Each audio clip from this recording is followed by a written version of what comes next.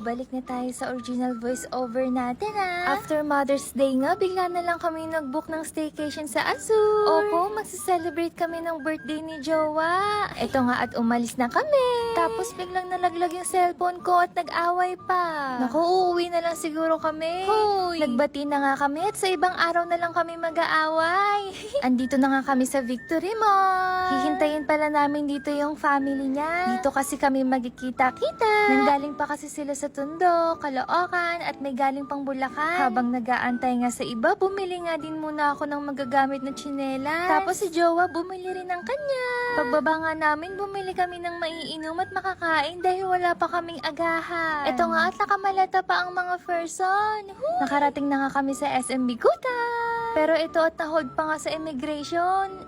Sa entrance pala. Naka-order na nga pala kami nito sa Pizza Hut. Tapos pupunta naman kami sa Popeyes para bumili ng 2 bucket ng manok. Nakuha na nga namin yung order ng manok. At amoy pa lang parang gusto ko nang kumain ng kanin. Hala siya, parang artista. After nyan, Jollibee Spaghetti naman ang bibilhin namin.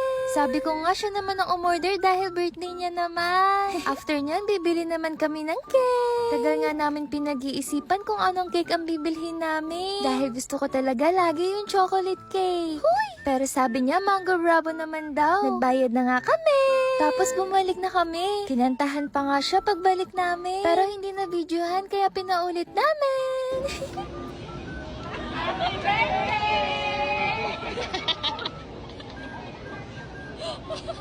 After nga niyan, bumili na din kami ng maiinom para hindi na lumabas-labas pa. Andito na nga kami sa loob ng lobby at nag-aantay na lang maging available yung room. Habang nag-aantay nga, nag-picture-picture muna kami. Bago pala makapasok, i-verify muna yung pagkatao mo. Sa totoo nga lang, iba na talaga yung mood ko niyan at hindi na ako natutuwa. Pero hindi ko na nga may kukwento sa inyo dahil dapat magsaya lang kami dito. Nakaakyat na nga kami at OTW na kami sa units na nirent namin. Ito pala yung unit namin, may 2 kwarto at balcony. Tapos syempre, may dining and kitchen na din yan. Kasya nga ang 6 persons dito. Tapos itong pangalawang unit, ito yung sala niya. Tapos na-amaze ako sa ganda ng dining area. May kitchen at CR din dito. Pasok naman tayo sa first room. Ang ganda nga din dito. Tapos may salamin sa gilid. Tapos may balcony nakita buong Azur sa baba. Ito pala yung CR sa unit namin. Napaka-aesthetic din. Kaya yan, nagganda-gandahan na naman siya.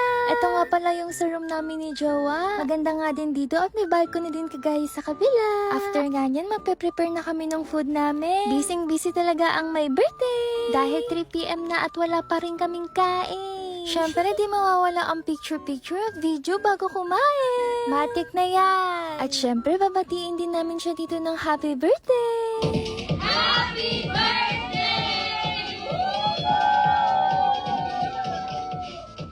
At sa wakas, kainan na. Talagang galit-galit muna tayo at may kanya-kanyang mundo na. Paggabi na nga dito at ganito ang makikita mong view sa gabi. Naisipan nga namin lumabas at nakaijowa muna ang cellphone. Gugulatin pa sana nila ako kaso...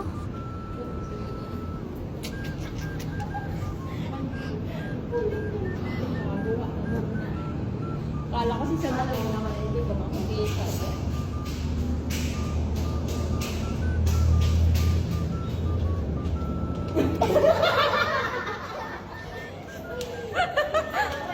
Kita.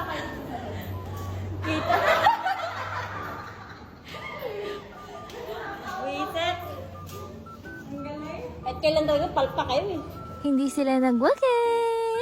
Lumabas na nga kami, baka sakaling may makitang maganda. Kaso ito lang at bawal naman pumasok. Kaya bumalik na lang kami sa unit at naglaro ng PlayStation. Naaalala ko nga, ito nga yung nilalaro namin lagi nung mga bata pa kami.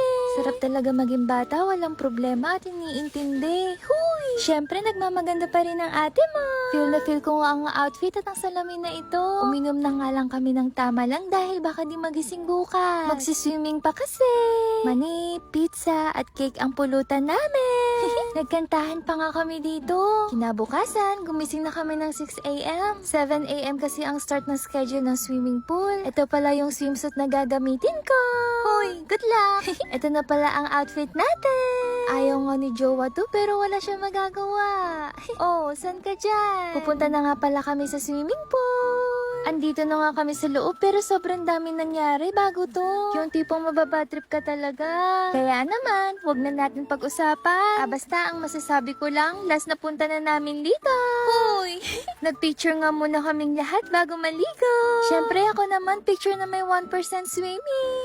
Sige na, mag-e-enjoy muna ang ate nyo. Ayun lang. Bye!